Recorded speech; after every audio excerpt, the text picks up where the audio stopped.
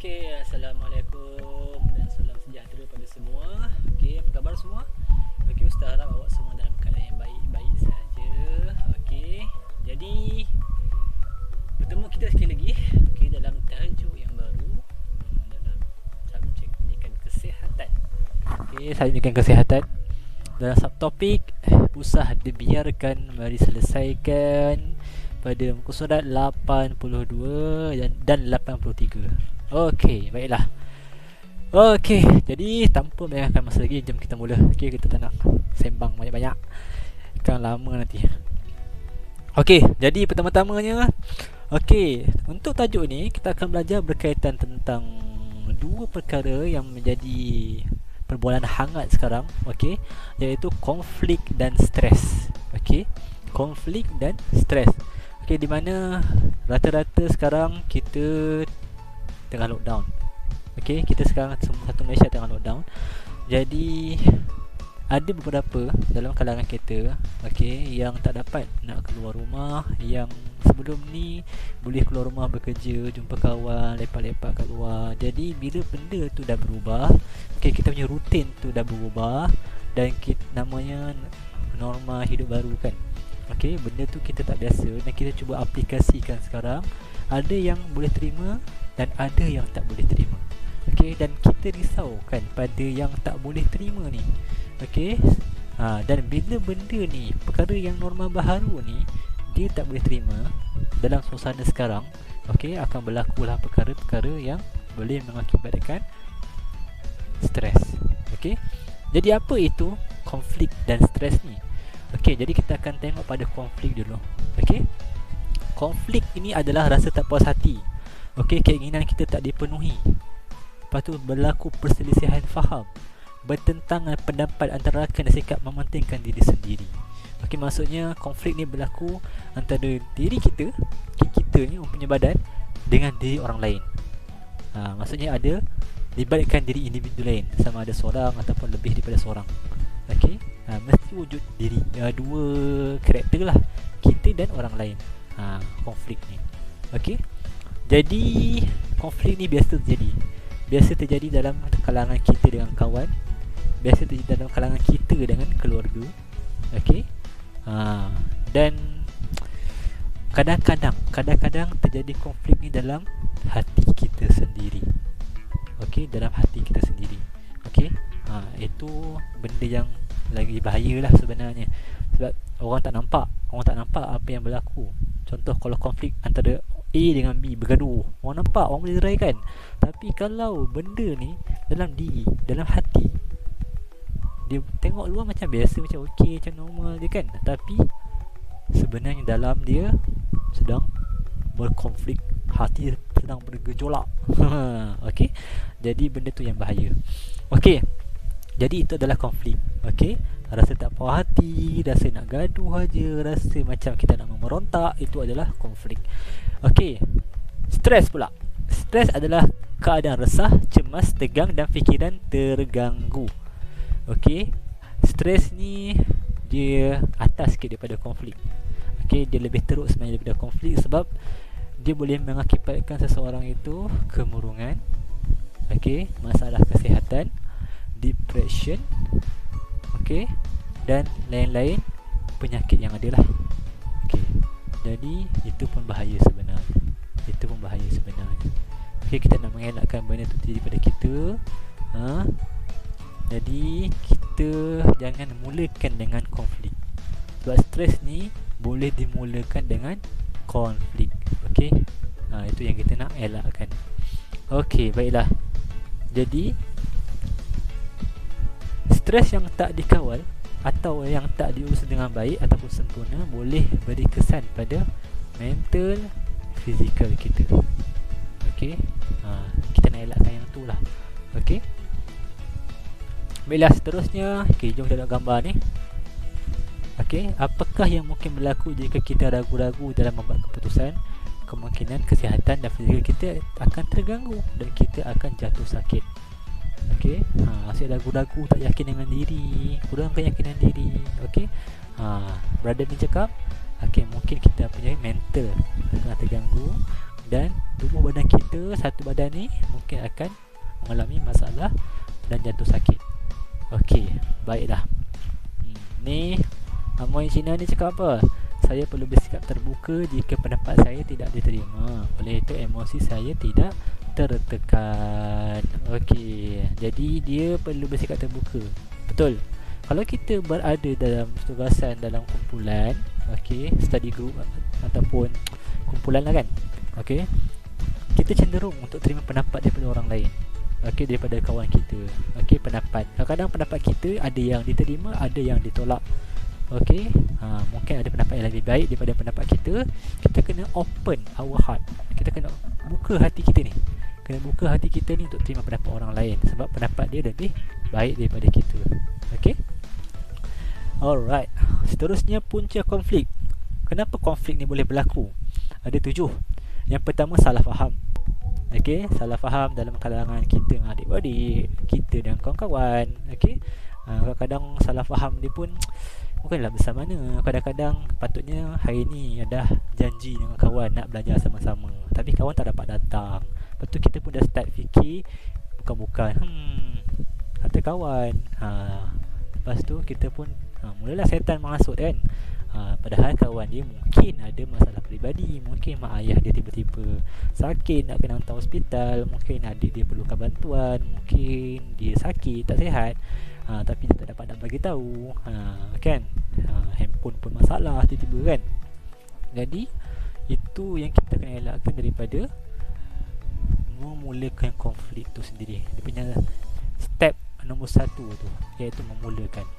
Benda ni kita kena elakkan punca dia. Okey, yang kedua, keinginan kita tidak dipenuhi. Okey, mungkin kita nak aiskrim. Okey, tapi kita dapat bekas aiskrim je. Kan? Maksudnya keinginan nak makan aiskrim tu tak dipenuhi. Sebab yang dapatnya bekas. Buka bekas, aiskrim tak ada. Macam mana? Kan? Aiskrim tak dapat. Okey, jadi benda tu yang kita kena elakkan. Okey. Yang ketiga, pendapat tak diterima. Macam saya kata tadi, okey, bila berlaku pertelingkahan ataupun perselisihan pendapat ataupun cadangan diberikan, okey, kemungkinan untuk kita punya pendapat tu tak diterima tu ada. Okey. Jadi, berikan pendapat yang bagus-bagus sahaja untuk mengelakkan pendapat kita tak diterima. Kan? Okey, yang keempat, persaingan. Okay, persaingan ni macam-macam lah. Okay, tapi yang kita nak elakkan persaingan yang tak sihat lah. Okay, kita galakkan persaingan yang sihat.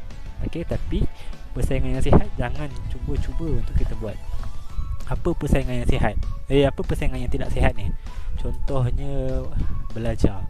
Okay, belajar dalam kelas kan. Okay, A bersaing dengan B nak dapat nombor 1. Okay, tapi A ni dia dalam peksa meniru. Kan? Ada nota dia buat kat tangan dia. Ada dia tulis dekat buku yang dia letak dalam toilet. Ada dia tulis dekat botol air dia. Itu adalah persaingan yang tidak sihat sebenarnya. Okey.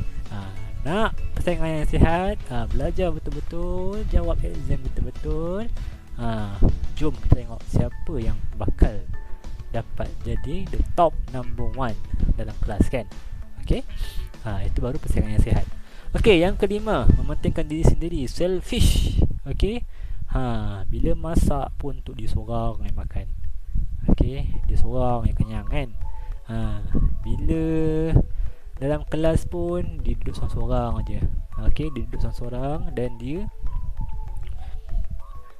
dia pun tak suka nak share benda dia dengan orang lain. Okey, tak suka barang-barang dia, tak suka nak share kat orang lain. Apa lagi? Mungkin di rumah dia suka bersendiri. Okey. Apa benda pun semua untuk kelebihan diri dia sendiri. Okey. Jadi elakkan. Hidup kita ni kena berkongsi. Okey. Keenam, inginkan kesempurnaan, perfect. Okey, nak perfect je semua benda. Okey. Daripada bangun tidur sampai tidur balik semua nak perfect. Makan semua nak kena cantik, pinggan dia kena letak betul-betul, ada pembaris. kuku, nak letak pinggan tu angle yang macam ni, angle sudu dia angle macam ni. Nak basuh tangan pun akan main lama lagi kat sinki tu, basuh kuku, dalam kuku, cabut kuku, pasang balik. Nak bagi bersih betul-betul. Okey. Itu dah keterlaluan. Okey. Jadi jangan nak perfect sangat sampai jadikan diri tu mudarat untuk diri sendiri dan orang lain. Okey, dan yang ketujuh, tidak menghormati hak orang lain. Okey. Hak dia dapat pensel yang cikgu bagi itu tu hak dia. Pensel mechanical yang cantik mahal tu. Sebab dia dah berusaha belajar betul-betul. Okey, dapat nombor 1. Dapat top number 1. Tapi kita pula waktu rehat senyap-senyap pergi kat dia punya bag, ambil, curi barang dia. Itu dah kita ambil hak dia dah. Okey, jadi tak baik. Okey, bersaing secara sihat. Okey, jadi itu sahaja untuk punca stres ada 7 Okey. Jadi saya harap awak faham tentang tu. Seterusnya kita tengok kat bawah ni, gambar otak ni. Okey, dia tanya kat kita, bagaimanakah kamu menangani situasi tajam basikal bocor semasa berkayuh pulang ke rumah dari sekolah? Macam mana? Mungkin kita akan tolak bila kita sampai ke bengkel ke. Mungkin kita akan panggil jiran-jiran yang terdekat untuk bantu kita ke. Kalau ada telefon, mungkin boleh call mak ayah kita, abang kakak kita ke, tolong. Ataupun kawan-kawan kita kan. Mungkin kita boleh bantu sendiri kalau kita ada kemahiran tu. Okey, terpulang ikut situasi, ikut keadaan. Okey, baiklah. Nanti awak fikirkan apa yang awak boleh buat untuk soalan ni. Okey, dan sedikit informasi tentang stres. Stres ada 2 jenis. Okey, stres ada 2 jenis. Okey, 2. Yang pertama, eustress. Eustress ni stres positif yang mengajak kita ke arah kebaikan. Okey, mungkin kita nak dapat the top number 1 dalam kelas. Okey, kita pun study. Okey, melebihi study hard. Okey, melebihi waktu yang sepatutnya. Okey, waktu sepatutnya contoh kita study 2 jam, tapi kita study 3 jam, 4 jam sehari. Okey, non-stop study je kerja. Okey, tapi tak apa, sebab itu mungkin akan ada tekanan. Mungkin kita ada tekanan sebab kita dah dapat number 1, tapi itu adalah tekanan yang baik untuk kita upgrade kita punya diri. Okey, mungkin cikgu bagi homework yang baik untuk diri kita. Mungkin terlalu banyak homework, tapi kita perlu fikir ni, side nombor ni, side yang belah sini, side yang mana cikgu nak awak supaya awak sentiasa bersedia untuk menghadapi kesukaran yang lebih sukar lagi pada hari akan datang. Homework ni biasa. Homework ni untuk awak serap ilmu macam span air kan. Air itu sebagai ilmu dan awak sebagai span. Air itu akan dicurahkan pada awak dan tugas awak adalah untuk serap dan simpan dan kongsikan ilmu tu dengan orang lain. Okey? Baiklah. Itu adalah eustress. Yang kedua adalah distress. Distress ni adalah sebaliknya, iaitu stres negatif. Stres pula. Stres negatif yang menyebabkan kesihatan mental dan fizikal kita. Ini stres yang bahaya. Okey, ini stres yang boleh merosakkan badan kita. Okey, next page. Okey, this one adalah kesan konflik. Okey, kesan konflik, punca stres dan kesan stres. Okey, apa berlaku kalau setiap hari kita asyik berkonflik? Konflik ni kita apa tadi? Perselisihan faham. Okey, bergaduh antara satu sama lain, salah faham, okey, di antara 2 orang ataupun lebih. Okey, kesan dia kalau benda ni berterusan, apa dia? Dendam kesumat. Okey, dendam dalam hati ni. Okey, hubungan jadi renggang, keganasan, panas baran, bersendirian, prasangka, keliru dalam buat keputusan. Semuanya benda-benda yang tak baik. Okey, dendam pada orang lain, tak puas hati. Okey, kenapalah dia ni asyik dapat nombor 1 je, aku asyik belakang dia je. Okey, dendam. Oh, kau tunggulah nanti, kau balik nanti, tak payah, bisikal kau dah hilang. Dia punya dendam, dia tak puas hati kan. Itu bahaya. Okey, hubungan jadi renggang. Okey, bila tak payah basikal member dah hilang, adakah member tu esok jumpa dengan member yang hilang tak payah basikal dia tu, senyum? Berpeluk-pelukan? Tak ada dia. Mesti dia marah. Bila marah, hubungan akan menjadi renggang. Okey. Dan mungkin lepas tu akan berlaku keganasan. Okey, akan berlaku pertelingkahan, bergaduh, bertumbuk, berterajang. Sebab apa? Sebab yang nombor 4, sifat padas sebaran yang ada dalam diri masing-masing. Okey, dan bila benda tu dah berlaku, bila dah bergaduh, mungkin salah seorang akan rasa diri dia menang, dan mungkin salah seorang mungkin akan berlakulah kemurungan dalam diri. Okey, tak habis ke hilang dan dia kalah pula gaduh. Okey, balik rumah senyap aja, kunci diri dalam bilik, bersendirian. Nombor 5. Okey, dan nombor 6 tu dia akan prasangka lepas ni. Tak habis kalau aku hilang, mak aku, ayah aku senyap aja, tak dia pun tanya aku pasal tak habis kalau aku, pasal apa yang aku alami hari-hari. Dia berprasangka buruk lah pada mak ayah dia. Okey, dan nombor 7, keliru buat keputusan. Dia lepas tu, bila benda tu dah berlaku dalam diri dia, dia dah berprasangka pada mak ayah dia, dia sukar nak pertimbangkan keputusan dia. Patut ke aku jumpa mak ayah aku bagi tahu yang aku punya tayar basikal ni hilang, ke aku senyapkan dia, aku duduk dalam bilik je? Mana satu padahal dah terang-terang jumpalah mak ayah kau, bagi tahu yang kau punya tayar dah hilang, boleh mak ayah tolong belikan yang baru. Okey, dia dah tak tahu dah pertimbangan yang lebih baik. Okey, punca stres. Punca stres pula. Okey, punca stres yang pertama, cepat mengalah. Okey, cuba memenuhi kehendak orang lain, kurang keyakinan diri, diri tidak dihargai, pendapat tidak diterima, terpaksa membuat pilihan, beban tugas yang banyak. Okey, cepat mengalah. Cepat mengalah ni tadi member dah dapat nombor 1. Okey, patutnya kita ni kena usaha lebih lagi daripada dia. Okey, sebab nak potong dia tu. Jangan cepat sangat mengalah. Bila kita putus asa, dah kau lah nombor 1 aku dah lepas yang dapat nombor 3, nombor 4, nombor last pun jadilah. Penat lah aku macam ni, tak dapat potong kau. Jangan. Okey, jangan. Okey, cuba memenuhi kehendak orang lain.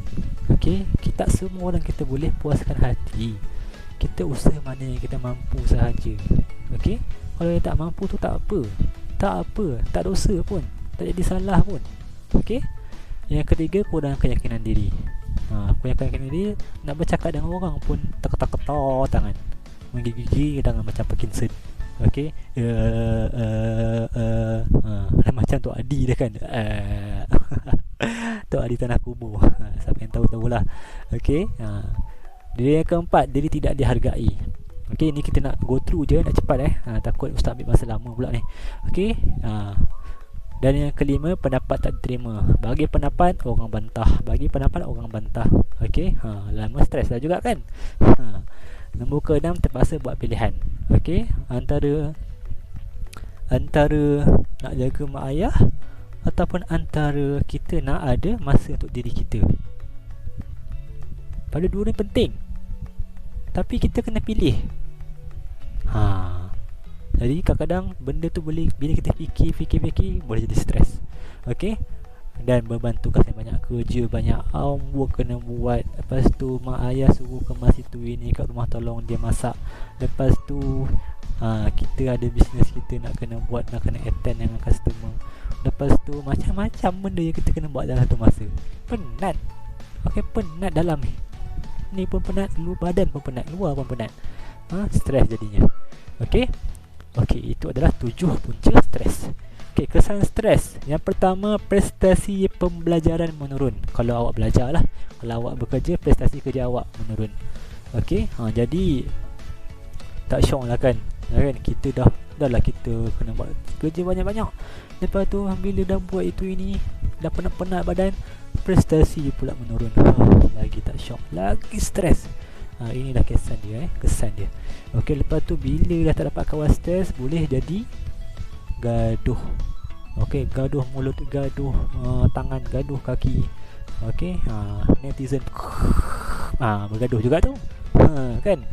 Okey, yang ketiga, putus asa dan kecewa. Macam tadi kan tak dapat nombor 1, tak apalah, aku redo je lah. Itu bukan redo namanya. Redo tu bila awak dah usaha sebaik mungkin. Okay, ini belajar pun kejap belajar 5 minit tengok pun, belajar pandang kejap 5 minit tengok pun. Itu apa usaha itu?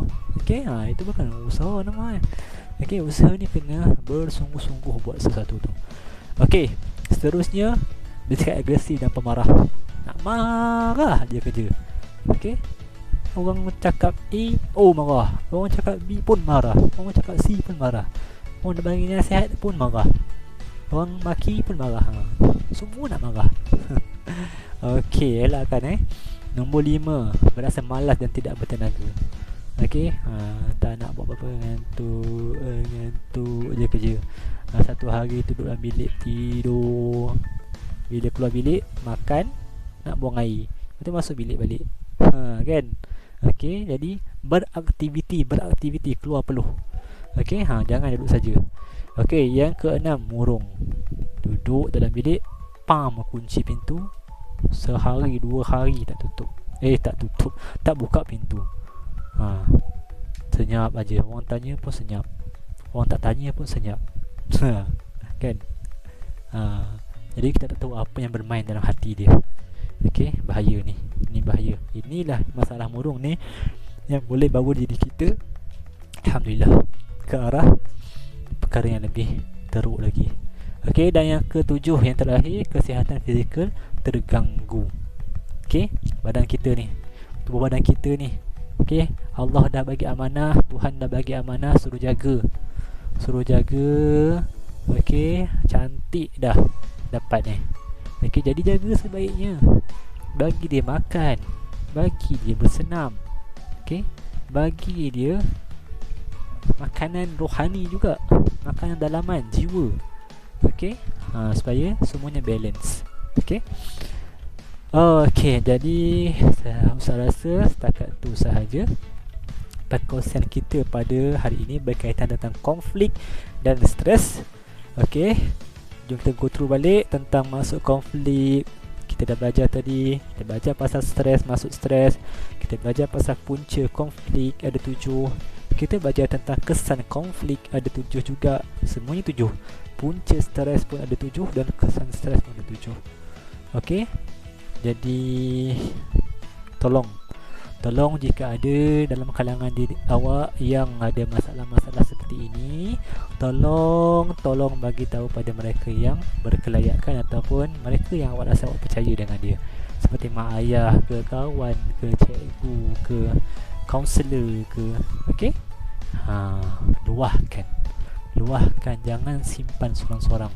Sebab benda tu akan terperap, lama-lama akan jadi lebih sakit nanti. Okey, jadi sekadar itu sahaja perkongsian Ustaz pada hari ini. Okey, jadi Ustaz harap awak semua stay safe. Okey, jangan ligat sangat kaki tu nak keluar sana sini. Okey, dan jumpa nanti pada hari yang akan datang. Dan Ustaz ada bagi quiz dalam bentuk Google Form. Okey, orang yang dapat 80% ke atas je boleh dapat sijil. Okey, bawah 80% bye bye. Okey, bye bye. Okey, jadi buat yang terbaik. Okey, kita jumpa lagi pada hari yang akan datang.